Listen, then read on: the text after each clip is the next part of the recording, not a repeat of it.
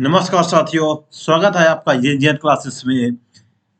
दोस्तों, इस वीडियो में फिर आज एक नया कुछ सीखेंगे और ये बहुत महत्वपूर्ण क्वेश्चन जो सीखेंगे वो आपके एग्जाम में बार बार पूछे जाएंगे।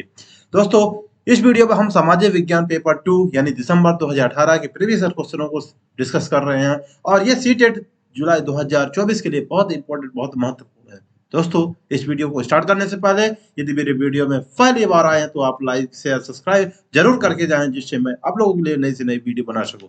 तो स्टार्ट करते हैं जोश और जुनून के साथ। पहला क्वेश्चन आपके साथ ये रहा, बिल्कुल हलवा क्वेश्चन है, बिल्कुल ऐसा क्वेश्चन है कि बिल्कुल कुछ नहीं कहा जा सकता। इतना हल्का हल्का क्वेश्चन पूछा है सीटेट में कि सभी बच्चों से बन जाएगा। Wind vane is use for measuring, यानी बात करा गया है कि बात दिग्दर्शी का प्रयोग क्या मापने के लिए प्रयोग किया जाता है, क्या मापता है। तो जो आप देखा होगा कि अक्सर कहीं जब एयर मतलब कि हवा वगैरह जहाँ चलती है, अधिकतर उसको मेजरमेंट करने के लिए ऐसे मतलब एक डायरेक्शन बनाया जाता है और डायरेक्शन में यहाँ पास लगाया जाता है उसकी दिशा मेजरमेंट करने की, हवा की डायरेक्शन किधर की ओर चल रही है। तो ये राउंड करता है, मूव करता है। तो ये इसको हम कहते हैं विंड डायरेक्शन, इसको हम कहेंगे विंड डायरेक्शन। ओके, वायु दिशा। अगला क्वेश्चन है, बहुत जबरदस्त क्वेश्चन है। Which one, कौन सा following layer of the atmosphere help in this transmission of radio wave. जो रेडियो वेव होती है, ये मान लीजिए पृथ्वी है, पृथ्वी से यहाँ से अब हम रेडियो वेव को छोड़ रहे हैं, तो कौन से लेयर में रेडियो संचरण होता है, तो ये बताना है। तो जो टीवी रेडियो, टेलीविजन के हो गया, मोबाइल हो गया, जो और रेडियो हो गया, ऐसे वेव जो इलेक्ट्रोमैग्नेटिक वेव जो होती हैं, वो रेडियो तरंगे कहाँ घूमती हैं बताना है। तो दोस्तों, हमारी पृथ्वी में कई लेयर हैं, पृथ्वी के ऊपर कई लेयर हैं, जिसमें से एक लेयर है थर्मोस्फेयर। उस थर्मोस्फेयर में अधिकतर देखा जाए तो सभी जितने भी रेडियो तरंगे हैं वहां पाई जाती हैं, वहीं से संचरण होता है, वहीं से कम्युनिकेशन ट्रांसमिशन होता है, कम्युनिकेट किया जाता है। तो इसका आंसर होगा थर्मोस्फेयर, बाह्य वायुमंडल। ये जबरदस्त क्वेश्चन है, आइडेंटिफाई करना है बिल्कुल। ये तो सभी से बन जाएगा, 5वीं के बच्चे से बन जाएगा क्वेश्चन कि इसमें कौन कौन से लेयर है। तो देखिए, जो पृथ्वी है हमारी, इसमें चित्र भी बना हुआ है। इस पृथ्वी में एक तो ये वाला पूरा एक क्रोड, ये वाला क्रोर है, ये वाला पार्ट, ये वाला पूरा पार्ट, ये वाला पूरा पार्ट क्रोर है। ये जो व्हाइट कलर का है ना पूरा, ये क्रोर है। अब जिसको हम कहते हैं कोर। अब ये क्रोड में, इस क्रोड में दो लेयर बनी हुई है, एक ये अंदर वाला है, एक अंदर वाला, एक बाहर वाला। तो अंदर वाले को हम आंतरिक बोलेंगे, आंतरिक, इनर, आंतरिक। और बाहर वाले को बाहरी, ठीक है ना, बाहरी, बाहरी। और ये तीसरा जो है, ये वाला लेयर है, ये वाला मेटल कहलाता है, जिसको हम कहते हैं मेटल, मेटल, ठीक है, ये मेटल हुआ। और चौथा है इसको भूपर्पटी, इसको भूपर्पटी बोलते हैं, भूपर्पटी। इस प्रकार से हमारे ये अंदर से बाहर की ओर हम पहचान रहे हैं इसको। इनर टू, इसमें लिखा है inner to, outer, outermost layer. तो अंदर से हम बाहर की ओर देखें तो 4 हमारी लेयरें हैं, जिसको हम पहला अंदर, सबसे अंदर की ओर आंतरिक क्रोड, फिर इसके बाद बाहरी क्रोड, फिर इसके बाद ये वाली जो लेयर है इसको हम मेटल बोलेंगे, और सबसे ये वाली बाहर, ये वाली लेयर को हम बोलेंगे जो ये ब्लैक कलर की है, इसको हम पर्पटी या पर्पटी, जिसको हम क्रस्ट बोलते हैं, तो ये कहलाता है। तो इस प्रकार से देखिए, inner core, outer core, metal और क्रस्ट, ये इस प्रकार से हमारे ये लेयर है, इनको हमने आइडेंटिफाई कर दिया। क्लियर। और ये जबरदस्त है कि आपने सुना होगा कि समुद्रों में ज्वार भाटा आता है, जिसको हम स्प्रिंग टाइड बोलते हैं या नीप टाइड कहते हैं। तो स्प्रिंग, इसको हम बृहत यानी बहुत बड़ा जब ज्वार भाटा उत्पन्न होता है उसको हम स्प्रिंग टाइड का बोलते हैं। और इसके बाद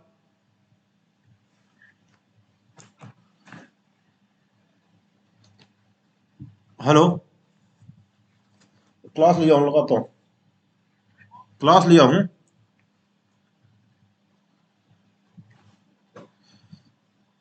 तो दोस्तों, हाँ, स्प्रिंग टाइड और नीप टाइड की बात करा जाए तो जब बृहद ज्वार, और ये देखिए इसमें सोलर इलीगल, सूर्य ग्रहण की बात नहीं कर रहा, इसमें हमें देखना है कि पृथ्वी, सूर्य, पृथ्वी और चंद्रमा की स्थिति को ध्यानपूर्वक देखिए, बताइए। तो देखिए, ये क्या है, हमारा ये सन है और ये अर्थ है। तो ये दोनों मान लीजिए कि ये सूर्य ऊपर की ओर है, अगर इसको मैं घुमा दूं, इसको अगर रोटेट कर दूं, तो ये सन हमारा ऊपर की ओर हो जाएगा, अर्थ उसके नीचे हो जाएगी, और साइड में क्या हो जाएगा, मून। तो ये होता है दोस्तों, जब अर्थ के ऊपर चंद्रमा आ जाती है, ध्यान से सुनिएगा, अर्थ के ऊपर जब चंद्रमा आ जाती है, और मान लीजिए सन तो है ही है, हमेशा जब चंद्रमा अर्थ के ऊपर आती है तभी ज्वार भाटा उत्पन्न होता है। तो ज्वार भाटा कब उत्पन्न होगा, अगर बाई द वे मान लीजिए कि ये अर्थ की जिस लैंड मतलब परपेंडिकुलर है, जब परपेंडिकुलर है यानी हॉरिजॉन्टल है, इसको परपेंडिकुलर कहते हैं, लंबवत है, लंबवत में इसको हम लघु ज्वार बोलेंगे, नीप टाइट बोलेंगे। ओके माय डियर दोस्तों, तो इस प्रकार से इसको हम लघु ज्वार के अंदर रखेंगे, नीप टाइट। अगर बात करा जाए, अगर ये इस प्रकार से हो जाए, तो इसमें क्या होगा, स्प्रिंग टाइड होगा, जिसमें हम बहुत बड़ा ज्वार भाटा उत्पन्न होता है, मतलब पृथ्वी के नजदीक ज्यादा उत्पन्न हो जाता है। जब पृथ्वी के नजदीक जब मून आ जाता है ज्यादा, तभी वो क्या होता है, ज्वार भाटा उत्पन्न होता है। तो जब अधिकतम दूरी, थोड़ा दूरी है, तो दूरी में है तो लघु ज्वार बनेगा, अगर उसका और नजदीक आ जाए तो ज्वार भाटा मतलब बृहद ज्वार बन जाएगा, जिसमें से ये ऊपर की ओर अगर जाता है, मतलब जो लहरें होती है समुद्र में, इस प्रकार से लहरें उत्पन्न होती हैं। तो लहरें जब ऊपर की ओर उठती है तो उसको ज्वार कहते हैं, जब नीचे की ओर आता है तो उसको भाटा कहते हैं। क्लियर?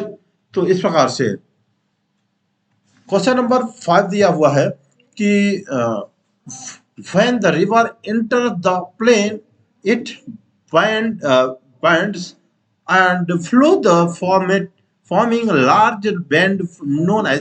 तो मान लीजिए कोई एक नदी बह रही है, मान लीजिए सकरे सकरे ऐसे नदी बह रही है। अब वो जहां पास मुड़ती है, सकरा, एक मान लीजिए ये नदी जा रही है, और नदी जाते जाते एक सकरा स्थान आता है, इसका मतलब एक सकरा लेयर आ जाए, तो सकरा स्थान को क्या बोलेंगे, सकरे जहां मुड़ता है। तो नदी प्रवेश करती है, जब नदी मैदान में प्रवेश करती है तो यह मुड़ जाती है और बड़े मोड़ बनाकर बहती है, किसे कहते हैं, मतलब एक मोड़ इस प्रकार से ये मोड़ बनाकर के ऐसे चलती है नदी, इन मोड़ों को हम क्या बोलेंगे, तो इनको हमेशा ऐसे मोड़ों को हम विसर्प बोलते हैं, मेंडर बोलते हैं। क्लियर?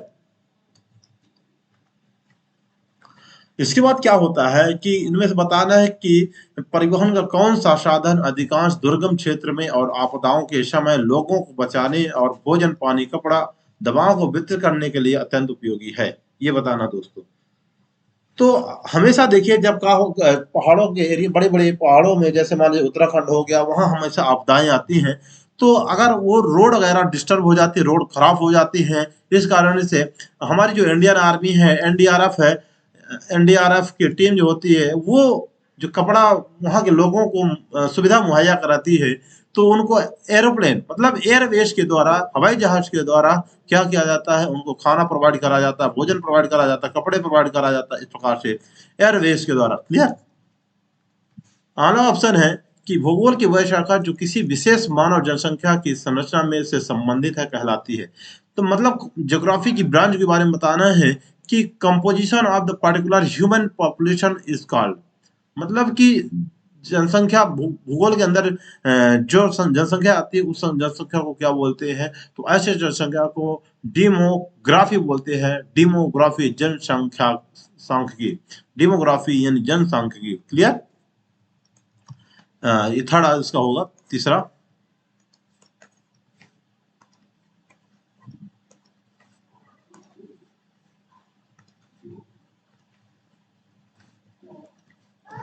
थर्ड होगा, राइट, जनसांख्यिकी।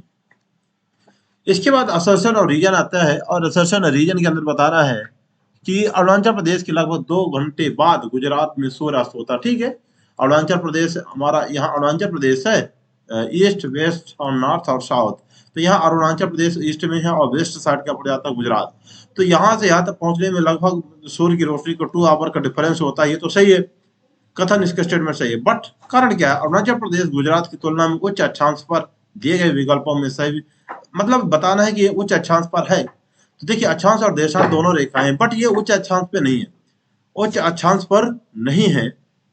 बोला है कि Arunachal Pradesh is one of highest latitude that Gujarat, Gujarat से उच्च अक्षांश पर है, तो ये नहीं है। तो इस कारण से ये तो दोनों जो रीजन है और असर्शन है वो दोनों तो सही है, दोनों तो सही है, बट जो रीजन है इसका यानी कारण एक स्पष्ट नहीं कर रहा, यानी दोनों अलग अलग आंसर रिप्रेजेंट कर रहे हैं। ये तो दोनों सही है, मतलब ये हाई उच्च अक्षांश पर है, अक्षांश और देशांत है, तो यहाँ अक्षांश और देशांत होता है, तो यहाँ से उच्च अक्षांश पर है। इस कारण से क्या है कि इसमें 2 आवर डिस्टेंस, मतलब 2 आवर सूर्य की रोशनी पहुंचने में लग जाता है।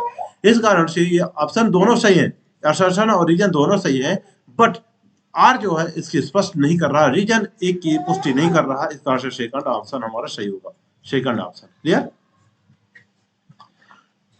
अब बताना है कि कौन सा इसमें non conventional source of energy, मतलब ऊर्जा का एक गैर परंपरागत स्रोत है, इसमें ये बताना है। तो माय डियर दोस्तों, देखा जाए ये ईंधन जिसको हम लकड़ी उकड़ी बोलते हैं, प्राकृतिक गैस हो गया और ये कोयला वगैरह हो गया, तो ये तीनों ये कन्वेंशनल यानी परंपरागत परंपरागत अंदर आते हैं। और जो सौर ऊर्जा है, हेलो, सोलर एनर्जी है, सोलर एनर्जी ये जो है नॉन कन्वेंशनल यानी गैर परंपरागत स्रोत के अंतर्गत आते हैं। क्लियर? क्वेश्चन नंबर 10 है कि विशेष रूप से निर्मित टैंकों और तालाबों में मछली के प्रजनन को किस नाम से जाना जाता है? तो ये तो बहुत अच्छे तरीके से आप जानते हैं कि सेरिकल्चर, विटीकल्चर, हॉर्टिकल्चर और पिसीकल्चर। तो मछली जो उत्पादन होता है, मछलियों को उत्पादन किया जाता है, तो उसके अंदर ये जिसका अध्ययन किया जाता है या कहा जाए कि विशेष नाम जो बोला जाता है मछलियों का, तो उसको हम पिसीकल्चर बोलते हैं, पिसीकल्चर मछली पालन। ठीक है?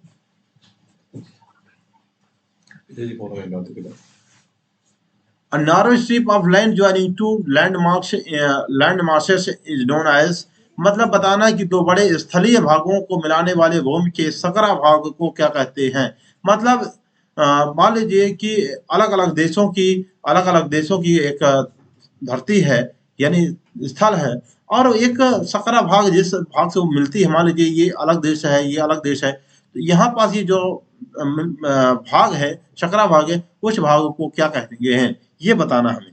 तो उस भाग को हम स्थल संधि यानी इस्थमस कहते हैं। स्थल संधि, जल संधि नहीं, स्थल संधि मतलब मिलाने वाली जो संधियां हैं स्थलों को, उनको स्थल संधि कहेंगे, इस्थमस। भैया अब बताना है कि इसमें कौन सा continent is smallest in size, मतलब आकार में सबसे छोटा है, ये बताना है कि कौन सा महाद्वीप सबसे छोटा है। तो सबसे छोटा तो ऑस्ट्रेलिया ही है, ये तो बिना आंख बंद करके बताने का हलवा क्वेश्चन पूछा है 2018 में। और ऐसे क्वेश्चन में लगता है कि जो थोड़ा बहुत बच्चों से बनता होगा, तो हम सोचा साइज में 60 में 60 मारेंगे। अब बोला है कि अपर प्राइमरी स्टेज जो 6 से 8 तक की स्कूलें होती हैं उसकी बात कर रहे हैं। Upper primary social science comprise of, तो अपर प्राइमरी में जो क्लासेस होती हैं उसमें जो एसएसटी के अंदर सब्जेक्ट होते हैं, हिस्ट्री, जियोग्राफी, पॉलिटिकल साइंस और इकोनॉमिक्स, 3-4 पार्ट आ जाते हैं। तो देखिए history, geography, political science, economics, ये तीनों ऑप्शन हमारे चार सब्जेक्ट आ जाते हैं, इसलिए थर्ड इज राइट आंसर। अब इंडक्टिव लर्निंग की बात करा गया है, आगमनात्मक अधिगम। देखिए अब ये आगमनात्मक अधिगम की बात कर रहा है, contradictory to which one of the following is the approaches, तो बताना है आपको कि किस में आएगा। देखिए तो देखिए आगमनात्मक जो अधिगम होता है, इंडक्टिव लर्निंग होती है। इंडक्टिव लर्निंग में व्याख्यान शिक्षण यानी एक्सपोजिटरी टीचिंग यानी डिटेल से समझाने की बात करा गया है। तो ये विरोधाभासी है इसका कंडक्टरी है to one of the following approach, तो व्याख्यान शिक्षण होता है, इसका आंसर होगा। क्लियर? इसके बाद फिर से आ गया है कि 2 ऑप्शन दिए गए हैं और बताना है कि ए और बी में कौन सही है। अब बताना है कि critical thinking promote to build up concept to application and explanation of ideas, बिल्कुल सही है। यानी जो क्रिटिकल थिंकिंग होती है वो अवधारणा के निर्माण, अनुप्रयोग और विचारों के विस्तार को बढ़ावा देती है। जो बच्चा क्रिटिकल थिंकिंग के अंतर्गत आता है उसको कॉन्सेप्ट देखा जाए, एप्लीकेशन देखा जाए और आइडियाज एक्सप्लेनेशन उसको बहुत जबरदस्त होगा। इसके बाद अगर सेकंड की बात करा जाए बी, यह दूसरों के तर्कों और विश्वासों को समझने और मूल्यांकन करने में मदद नहीं है, यह नहीं लग गया ना, तो इसलिए गलत हो गया। तो बी हमारा रॉन्ग हो गया। अगर ये नहीं होता, ये नहीं कटा होता, तो ये सही होता हमारा ही। तो ए सही है बट बी रॉन्ग है। A is true and B is false. Okay. Question number 16 है कि what is an empirical evidence. अनुभव जन साक्ष्य क्या होते हैं बताना है आपको। अनुभव जन साक्ष्य क्या है? देखिए अनुभव वगैरह अगर बात करा जाए तो ये वास्तविक दुनिया को एक क्या करता है, डाटा को जो वर्ड है थ्रू टू सेंस और कलेक्ट करता है इंद्रियों के माध्यम से। एम्पिरिकल एविडेंस के अंतर्गत जो डाटा होगा उसको हम सेंसस के अकॉर्डिंग, सेंसस से क्या करेंगे, दुनिया के वास्तविक दुनिया से क्या करेंगे, उनको एकत्रित करेंगे डाटा को। तो देखिए इंद्रियों के माध्यम से वास्तविक दुनिया में एकत्र किए गए डाटा ये बिल्कुल सही है। अनुसंधान के लिए एक संख्यात्मक दृष्टिकोण है, बिल्कुल गलत है, ये भी नहीं होगा, ये दोनों गलत है। इस कारण से data collected in the real world through the census. ठीक है। क्वेश्चन नंबर 17 दिया है कि मॉडल और replicas of physical features as the most suitable for teaching. भौतिक विशेषताओं के मॉडल प्रतिकृतियां खालिश संश्लेषण के लिए सबसे उपयुक्त है। देखिए जो मॉडल और प्रतियुक्तियां होती हैं वो ज्योग्राफी में होती हैं। देखिए ज्योग्राफी में होती है, ज्योग्राफी के शिक्षण के लिए बहुत इंपॉर्टेंट है। और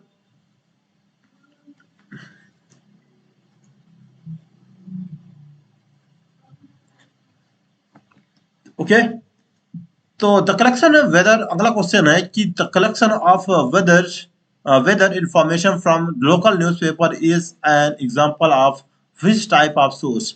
देखिए बताया गया है कि जो लोकल न्यूज़पेपर होते हैं यानी स्थानीय समाचार पत्र से मौसम की जानकारी का संग्रह किस प्रकार के स्रोत का एक उदाहरण है। देखिए तो ये जो न्यूज़पेपर वगैरह होता है, न्यूज़पेपर वगैरह होता है, ये सेकेंडरी सोर्स के अंतर्गत आता है। सेकेंडरी सोर्स के अंतर्गत आता है, द्वितीयक स्रोत के अंतर्गत आता है। ठीक है। अगला क्वेश्चन है कि किस प्रकार की कक्षा में सीखने की अक्षमता वाले, मतलब कि बताना है कि लर्निंग डिसेबिलिटी मतलब लूले लंगड़े इस प्रकार से अंधे वगैरह हो गए अन्य छात्रों के साथ सीखते हैं किस प्रकार कक्षा में। तो निवारक या अनन्य, विशेष, समावेशी, आधुनिक। देखिए तो विकलांग वगैरह अगर होता है, अगर बात करा जाए विकलांग या अक्षम बच्चे जो होते हैं उनके लिए इंक्लूसिव एजुकेशन की बात करी गई है, समावेशी शिक्षा की बात करी गई है। क्लियर। क्वेश्चन नंबर 20 है कि बताना है कि थ्योरी दी है, किसने दिया है। All children to go through the same senses of development but a different rate, therefore teacher must plan activities। देखिए इंडिविजुअल एक्टिविटी की बात करा जाए ना तो जीन पे आ जाए, जहां भी आ जाए, मतलब बताना है कि वहां पास plan activity and individual child and small group not just for this class as the role. मतलब कि वहां पास गतिविधि आधारित योजना बनानी चाहिए, बताना है छोटे छोटे समूहों के रूप में बनाना है। तो ऐसे ऐसे मतलब कि पर्सनल मतलब एक बच्चे के लिए अलग से बताया कि जीन पियाजे ने क्या बताया है कि सभी बच्चे विकास के लिए एक क्रम गुजरते हैं लेकिन अलग अलग दरों पर, इसलिए शिक्षक को व्यक्तिगत बच्चों को और छोटे छोटे समूह के लिए गतिविधि योजना बनानी चाहिए। जो टीचर होगा वो जो एक ग्रुप में डिवाइड करेगा और ग्रुप में डिवाइड करने के बाद उस छोटे छोटे समूहों में उसको क्या करेगा, एक कार्य योजना बनाएगा जिससे बच्चे अच्छे तरीके से सीख सके। अगर ऐसा कथन है तो ये जीन पियाजे ने बोला है। क्लियर। तो जीन पियाजे है, हाँ इसका फोर्थ ऑप्शन हमारा जीन पियाजे होगा। ओके जीन पियाजे हमारा राइट आंसर होगा। क्लियर।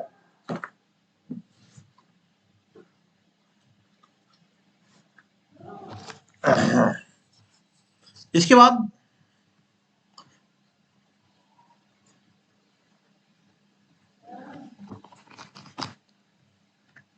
अगला क्वेश्चन है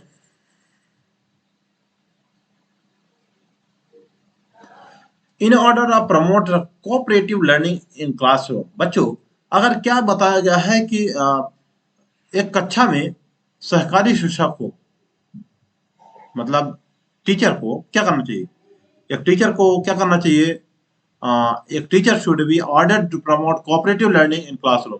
मतलब कि सहकारी शिक्षा को बढ़ावा देने के लिए शिक्षक को क्या करना चाहिए बताना है। तो अगर आप टीचर हैं, शिक्षक है, अगर एक शिक्षक है तो एक शिक्षक के रूप में आपको क्या करना होगा ये बताना है। तो छात्रों का वाद विवाद और चर्चा में शामिल करें, उन्हें अलग अलग प्रोजेक्ट दें, काम के लिए कक्षा को छोटे छोटे समूहों में विभाजित करें, कक्षा को छोटे छोटे समूहों में विभाजित करें, उन्हें परियोजना करने के लिए विभिन्न स्रोत प्रदान करें, ये बताना है बच्चों। तो अगर order to promote cooperative learning की बात करा तो यहाँ पास कोऑपरेटिव लर्निंग की अगर बात करें तो बच्चों के साथ डिबेट करना है, डिबेट एंड डिस्कसिंग की बात करा गया, डिस्कशन होना चाहिए, ये बताना है। तो बच्चों के अंदर अगर हम उनको वाद विवाद और चर्चा में शामिल करते हैं तो एक इसको हम सहकारी शिक्षा को बढ़ावा दे रहे हैं छात्रों के साथ, इसका फर्स्ट इज राइट आंसर होगा माय डियर बच्चों। ओके, अब क्या है कि a self guided, self disciplined think which attempt to reason at the highest level of quality in a fair minded way to called आत्मनिर्देशित यानी सेल्फ गाइडेड, सेल्फ डिसिप्लिन, आत्म अनुशासित, सोच को निष्पक्ष तरीके से गुणवत्ता के उच्चतम स्तर पर highest level of quality in a fair minded way called प्रयास करते हैं, उसे क्या कहा जाता है? तो ऐसे अगर हाईएस्ट आत्मनिर्देशित आत्म अनुशासित सोच अगर उसके अंदर आती है तो उसके अंदर जरूर से जरूर क्रिटिकल थिंकिंग होगी, ओके माय क्रिटिकल थिंकिंग होगी, right, first is right answer. 23rd question है कि the colour used in Ajanta caves painting have been derived from which of the following material? Ajanta की गुफाओं के चित्रों में प्रयुक्त रंग निम्नलिखित में से किस सामग्री से प्राप्त होते हैं? तो ये प्लांट जो अजंता की गुफाएं हैं, प्लांट एंड मिनरल्स मिल रहे हैं। मिनरल्स के अंतर्गत हम अजंता की गुफाओं में चित्रों को देखते हैं। अजंता की गुफाओं के चित्रों को जो रंग है वो किससे बने हैं? प्लांटों से मिलकर बने हैं, मिनरल से मिलकर के बने, खनिजों से मिलकर के बनाए गए हैं। ओके, तो हमारा थर्ड इज राइट आंसर। बिल्कुल हवाई क्वेश्चन है, बिल्कुल हलवे क्वेश्चन है, बिल्कुल ऐसे क्वेश्चन है कि कुछ नहीं कहा जा सकता, बिल्कुल मतलब कि सस्ते क्वेश्चन है ऐसा कहा जा सकता है, सभी बच्चों से बन जाएगा ऐसा। प्राचीनतम पांडुलिपियों पर लिखा गया था क्या? जो लिस्ट मैन्युस्क्रिप्ट थी, पांडुलिपियां थी, उनको पाल्म लीव्स के अंदर लिखा गया था, यानी ताड़ के पत्ते के अंदर लिखा गया था, palm leaves. Which one of the following period is longest in the human history? मतलब कौन सा काल मानव इतिहास में सबसे लंबा काल है, बताना। तो ये जो क्या लिखा, पलायोलिथिक, हाँ पलायोलिथिक यानी पाषाण, पूरा पाषाण काल। ये जो पलायोलिथिक जो पीरियड है, पूरा पाषाण काल, ये जो काल है ये सबसे लंबा काल है, यानी मानव इतिहास का। ऑप्शन नंबर अगला है और क्वेश्चन नंबर 26 है कि read the given statement A and B, select this correct answer. तो दो स्टेटमेंट हमारे पास है और उन स्टेटमेंटों को बताना है हमें कि कौन सा हमारा स्टेटमेंट सही है। Clear? Mehrgarh is located in a fertile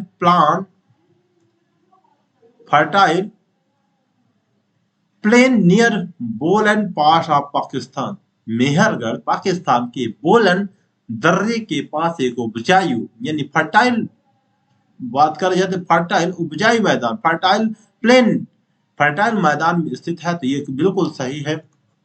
ठीक है, evidence of farming and herding and found here, खेती और चरवाहे के साक्ष्य यहाँ पाए जाते हैं, यानी चारा वगैरह चराया जाता है, ये पाया जाता है।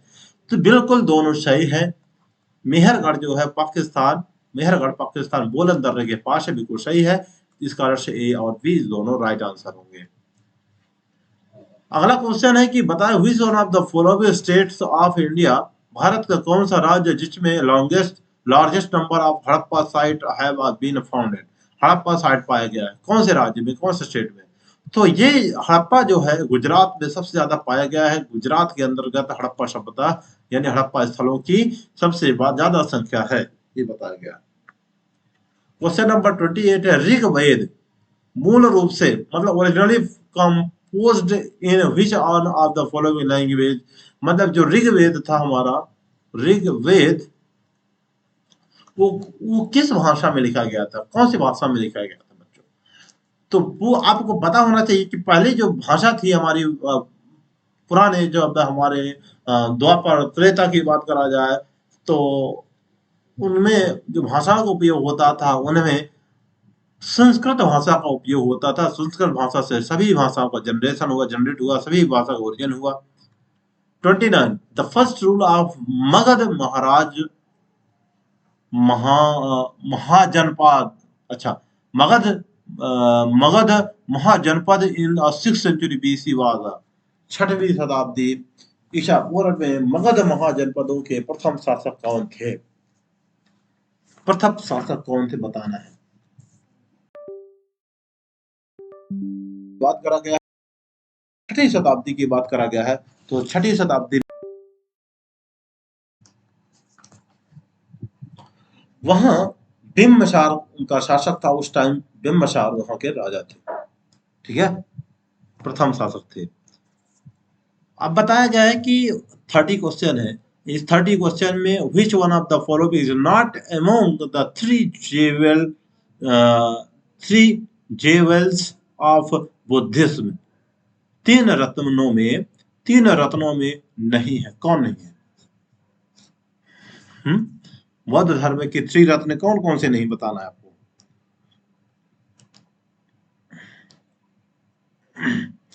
तो पहला है बुद्ध, धर्म, अहिंसा, संघ।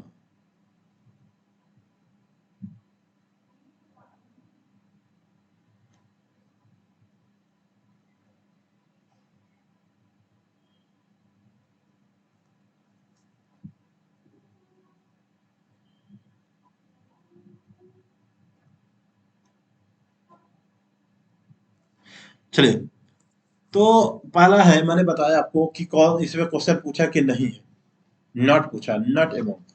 तो सबसे पहले है, आपको बता दो, बुद्ध, बुद्ध नंबर 1। दूसरा है धम्म,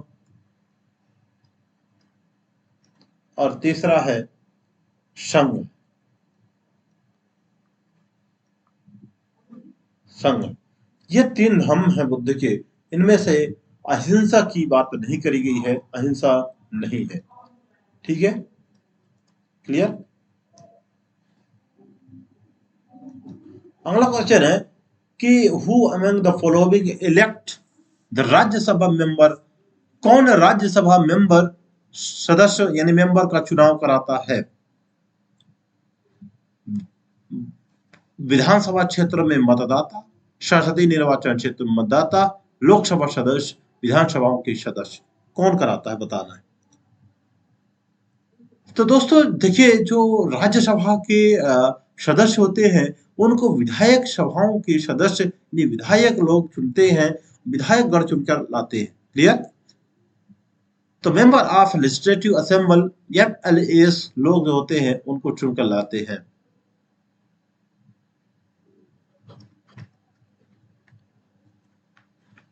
क्वेश्चन है 23 की which of the following system of government was adopted by India, कौन सी अपनाई गई? भारत सरकार द्वारा निम्नलिखित में से कौन सी प्रणाली अपनाई गई? Parliamentary and unitary, presidential and federal, presidential and unitary, parliamentary and federal. तो हमारे देश में पार्लियामेंट्री एंड फेडरल सिस्टम अपनाया गया, संसदीय और संघीय, ये संसदीय और संघीय, ये ऑप्शन हमारा सही होगा, पार्लियामेंट्री एंड फेडरल। पूछा गया है कि how many parliamentary constitute are reserve of schedule caste, SC के लिए कितनी पार्लियामेंट्री सीटें आरक्षित हैं, बताना है आपको। तो इसके लिए 84 सीटें जो हैं वो एससी के लिए रिजर्व हैं। तो इस प्रकार से हमने देखा कि कितने संसदीय निर्वाचन आरक्षित क्षेत्रों के लिए हैं। तो हमने ये देखा कि टोटल जो हमारी सीटें हैं इस समय संसदीय पार्लियामेंट्री की लोकसभा में, तो 543 सीटें हैं। और 543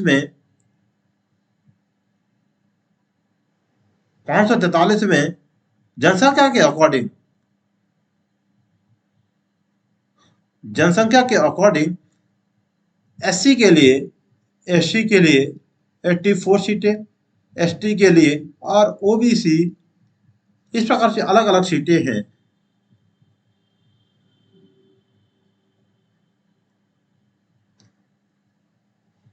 एसटी के लिए 38 सीटें, और जो बताया गया है 200, एक मिनट सॉरी,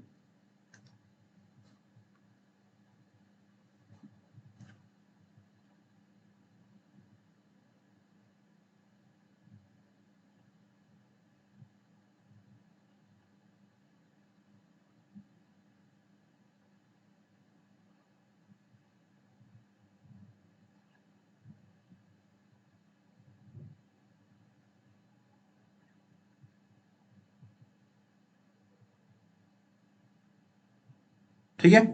तो यहाँ पास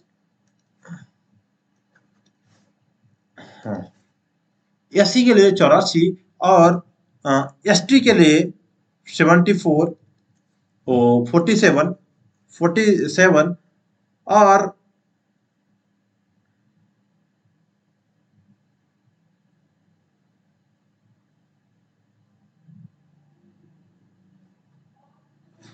और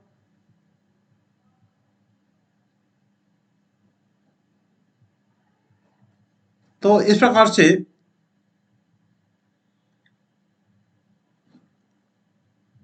412 सीटें अगर देखा जाए तो, एक मिनट में यहाँ और क्लियरिफाई कर दूं आपको कि परिसीमन के अकॉर्डिंग अगर देखा जाए तो सामान्य सीटें जो है, जनरल सीटें वो 412 सीटें हैं। इसके बाद एससी की बात करा जाए तो एससी में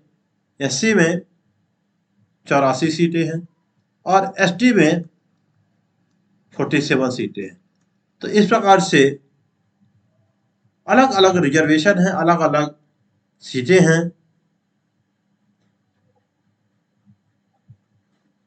ओके, तो टोटल मिला करके अगर देखा जाए तो हमारे 543 सीटें होती हैं। ठीक है, तो एसटी के लिए ध्यान से देखिएगा कि एसटी के लिए पूछता अगर तो 47, एससी के लिए तो पूछा 84, जनरल टोटल 12, 412, तो ये हुआ 84। Okay, clear. भारत में अस्पृश्यता की प्रथा के कारण निम्नलिखित में कौन से मौलिक अधिकारों का उल्लंघन हुआ है? अस्पृश्यता, छुआछूत की बात करता है, तो समानता के अधिकारों की बात करी गई है, राइट टू इक्वलिटी की उल्लंघन हो रहा है, मतलब कि fundamental right to violate to due to practice to untouchability in India, समानता के अधिकारों की बात करी गई है, समानता के अधिकारों का उल्लंघन हो रहा है। ओके माय डियर दोस्तों, इसके बाद 35 वाला क्वेश्चन क्या कह रहा है कि भारत के संविधान के अनुसार निम्नलिखित में से कौन सा मौलिक अधिकार नहीं है? तो मौलिक अधिकार, शोषण का अधिकार सही है, शोषण के विरुद्ध के अधिकार, धर्म की स्वतंत्रता का अधिकार, संपत्ति का अधिकार नहीं है, इस कारण से ये गलत है और इसके अकॉर्डिंग यही सही होगा। ठीक है, फोर्थ है संपत्ति के अधिकार को हटा दिया गया। अस्पृश्यता, छुआछूत, अनटचेबिलिटी की बात करा गया के आधार पर भेदभाव है, शारीरिक विकलांगता, लिंग, जाति, वंश किसके कारण है, ये बताना है। तो जाति के कारण इसमें छुआछूत हो रही है, कास्ट के द्वारा। अस्पृश्यता, मुख्यमंत्री की नियुक्ति कौन करता है? बिल्कुल फालतू क्वेश्चन पूछा है। हमेशा जब मुख्यमंत्री का शपथ होता है तो वहां राज्यपाल उपस्थित होता है। ठीक है बच्चों, राज्यपाल की नियुक्ति कौन करता है? यह बिल्कुल फालतू क्वेश्चन है, राष्ट्रपति। प्रधानमंत्री का चुनाव कौन कराता है? मंत्रिपरिषद कौन कराता है? Who elects prime minister? प्रधानमंत्री चुनाव कौन करता है? सांसद और विधायक, सांसद कौन? अरे फालतू क्वेश्चन। एमपीएस, हमारे क्षेत्र के सांसद लोग जाकर के प्रधानमंत्री चुनते हैं। निम्नलिखित में से किसे भारत का प्रथम नागरिक कहा गया? बहुत बढ़िया, भारत का राष्ट्रपति सबसे प्रथम नागरिक होता है। निम्नलिखित में से किसे भारत में किसी राज्य का प्रथम नागरिक कहा गया है? किसी राज्य की बात करा गया, ना कि भारत देश की बात करी गई। तो राज्यपाल, ठीक है, मुख्यमंत्री नहीं होता। वर्तमान लोकसभा 2014 में 2014 की बात करा गया है। 2000 क्वेश्चन पूछा 2014 की, तो उस टाइम कौन सा लोकसभा, कौन से नंबर का लोकसभा था, ये बताना है। कौन से नंबर का लोकसभा था? तो उस समय 16वां लोकसभा था, यानी 2014 की। 2014 में 16वां था, तो 2000, अब 5 साल बाद तो 2019 ना हुआ। 2019 के बाद 17वां हुआ। अब ये 2024 चल रहा है, तो 2018वां हमारा इस समय चल रहा है। 2024 में जो चुनाव है, तो 18वां इलेक्शन होगा, 18वां पार्लियामेंट्री इलेक्शन होगा, लोकसभा इलेक्शन होगा। अब करंट प्रेसिडेंट ऑफ इंडिया, अच्छा, तो उसमें 2018 वाले क्वेश्चन में पूछा था कि उस टाइम कौन भारत के राष्ट्रपति हैं, तो उस टाइम हमारे रामनाथ कोविंद थे। उस टाइम रामनाथ कोविंद थे। अब इस समय कौन है? द्रौपदी मुर्मू। द्रौपदी, यहाँ पास सॉरी थोड़ा मिस्टेक है इंग्लिश में।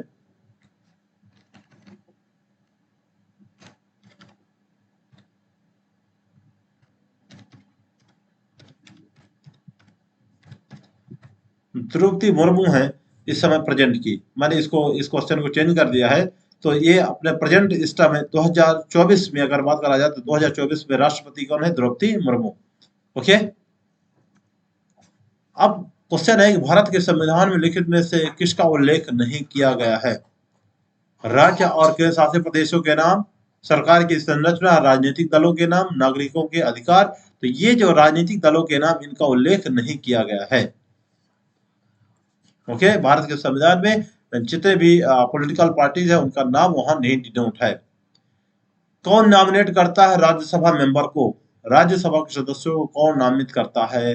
राष्ट्रपति, उपराष्ट्रपति, प्रधानमंत्री, सर्वोच्च न्यायालय के नामित, सर्वोच्च न्यायालय के मुख्यमंत्री, सॉरी, सर्वोच्च न्यायालय के मुख्य न्यायाधीश। कौन इलेक्ट करता है राज्यसभा सदस्यों को, कौन नामित करता है, बताना है आपको। तो माय डियर दोस्तों, जितने भी राज्यसभा वगैरह होता है, इन सभी को शपथ दिलाता है या तो राष्ट्रपति दिला दे, या तो वहां का जो राज्यसभा का सभापति, या तो वो दिलवा सकता है। ओके,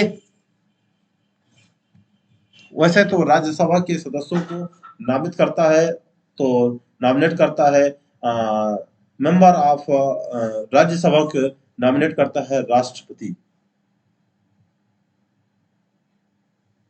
ठीक है। पूछा कि निम्नलिखित में से कौन भारत की संविधान सभा के अध्यक्ष हैं, ये बताया गया था उस टाइम। उस टाइम भारत के संविधान सभा के अध्यक्ष कौन थे? तो सभी को पता होगा कि सी राज गोपालाचारी, यानी चंद्रशेखर राजगोपालाचारी, वो उस टाइम के संविधान सभा के अध्यक्ष थे। ठीक है, सॉरी, एक मिनट।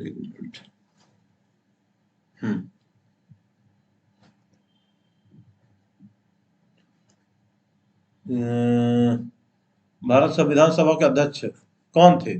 तो राजगोपालाचारी, बी आर अम्बेडकर, राजेंद्र प्रसाद। तो अगर बात करते हैं,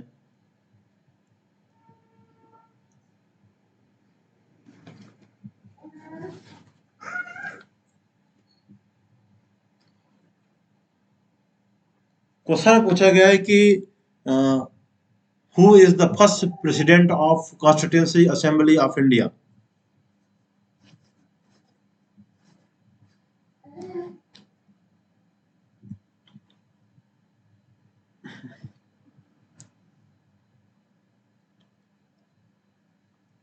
क्या क्वेश्चन कहा गया है कि who is first president of constituency assembly of India?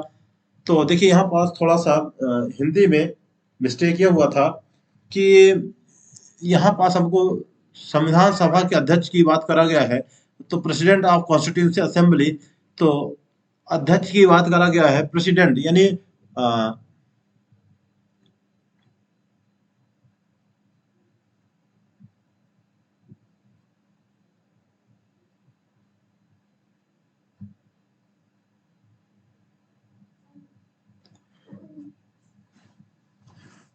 President की बात करा गया है, president of constitutional assembly of India, मतलब संविधान सभा के ये क्वेश्चन थोड़ा सा डिस्टर्ब समझ में आ रहा है। तो अगर देखा जाए तो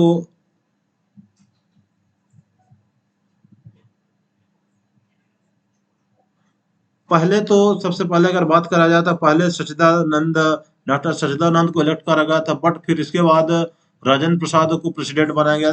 तो इसका जो आंसर है, यहाँ मैं थोड़ा सा इसको सुधार देता हूँ। संविधान सभा के अध्यक्ष की बात करा गया है, तो संविधान सभा का जो अध्यक्ष होता है वो अध्यक्ष राष्ट्रपति होता है, प्रेसिडेंट होता है। ठीक है,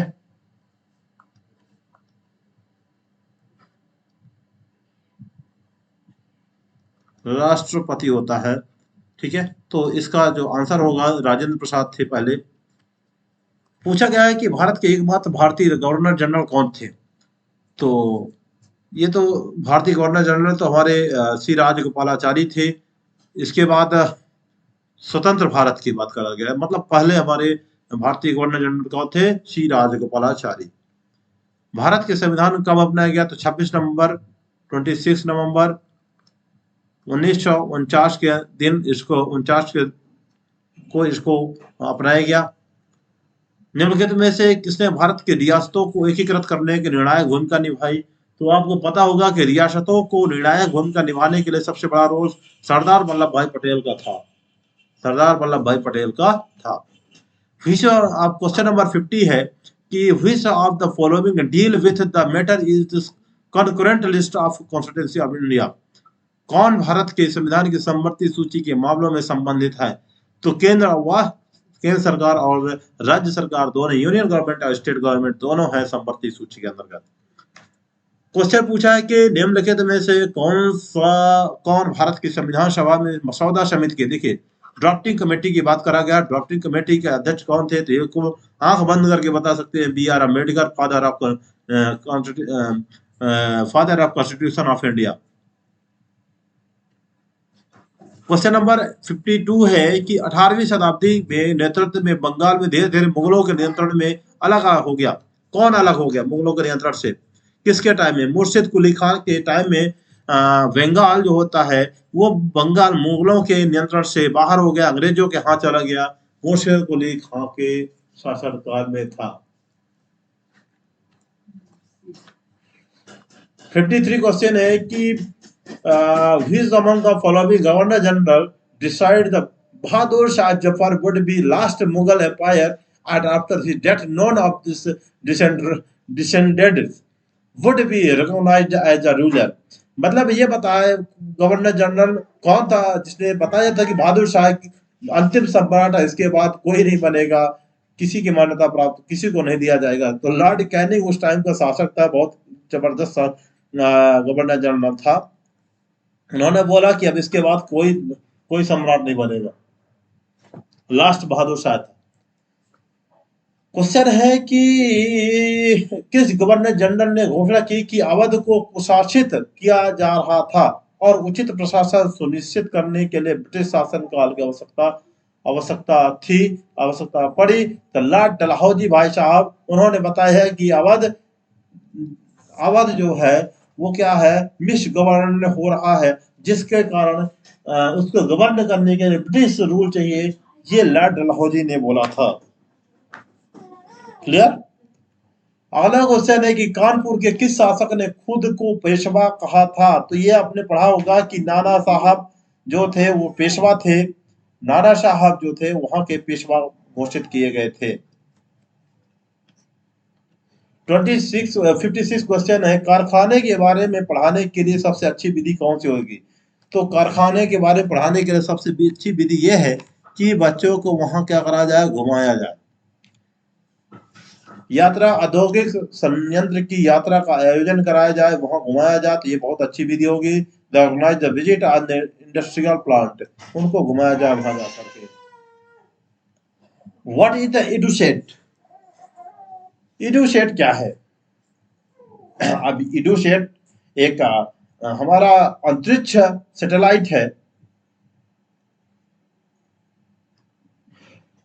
एडुसेट एक सैटेलाइट है जिसमें क्या है कि मानव निर्मित सैटेलाइट है, भारतीय उपग्रह है। और इनमें से इसमें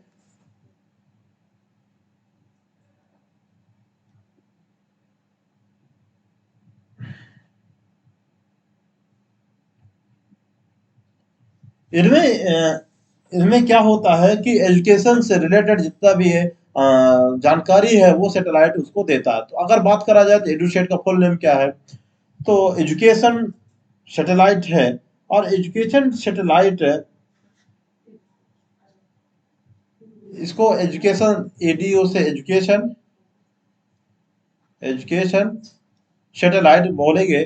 तो ये एक मानव निर्मित सैटेलाइट है जो क्या करता था, जिसका काम है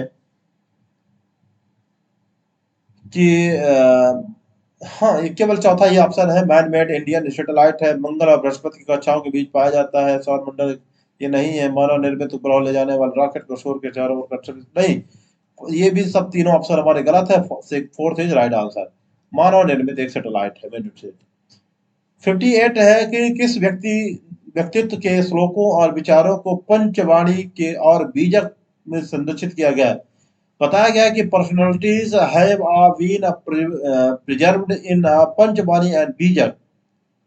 तो कबीर थे, एक बहुत अच्छे कवि थे। उनको उनकी वाणी को, कबीर की वाणियों को पंच बीजक और पंचवाणी और पंचवाणी और बीजक के रूप को संरक्षित करा गया, प्रिजर्व किया गया। तो कबीर के समय का था। क्वेश्चन 59 है, एलोरा गुफाओं से भित्ति चित्र को विष्णु के और नरसिंह के रूप में दिखाया किस अवधि का काम है, मतलब किस टाइम का है। मुरल painting from the Ellora coves which show this Vishnu and Nrsimha and man lion in a work of which period। तो ये जो कार्य था, ये ये कार्य राष्ट्रकूट के शासन काल का था। जब राष्ट्रकूट हमारे देश में थे, राष्ट्रकूटों का शासन चल रहा था, उस टाइम भगवान विष्णु नरसिंह की मूर्ति के बारे में और उनके बारे में एलोरा की गुफाओं में विस्तृत 66 है, वो 60 है, 60वां क्वेश्चन है। ये बताना है कि which one of the following organization organization organization believe in Upanishad. तो बताना है कि कौन सा संगठन उपनिषदों से विश्वास करता है, कौन है, कौन सा संगठन? ब्रह्म समाज, रामकृष्ण मिशन, सत्य शोधक समाज, सेवा समाज। तो सत्य शोधक समाज जो है वो उपनिषदों में विश्वास करता है, सत्य शोधक समाज। तो दोस्तों, इस प्रकार से हमने सामाजिक विज्ञान यानी समाज विज्ञान में कुछ जो पेडागोजी के भी क्वेश्चन थे, और जितने भी सब्जेक्ट सामाजिक विज्ञान के सब्जेक्ट से क्वेश्चन पूछे जाते हैं पेपर 2 में, दिसंबर 2018 का जो पेपर आया था उससे हम 60 को कंप्लीटली 60 क्वेश्चन को क्लियर किया। और ये क्वेश्चन इसी प्रकार से क्वेश्चन हमेशा पूछे जाते हैं। हम मिलते हैं अगले वीडियो में एक नए न्यू ईयर मतलब एक नए सत्र के प्रीवियस ईयर क्वेश्चन को लेकर के। सो इस वीडियो में बस इतना ही। थैंक यू, जय हिंद।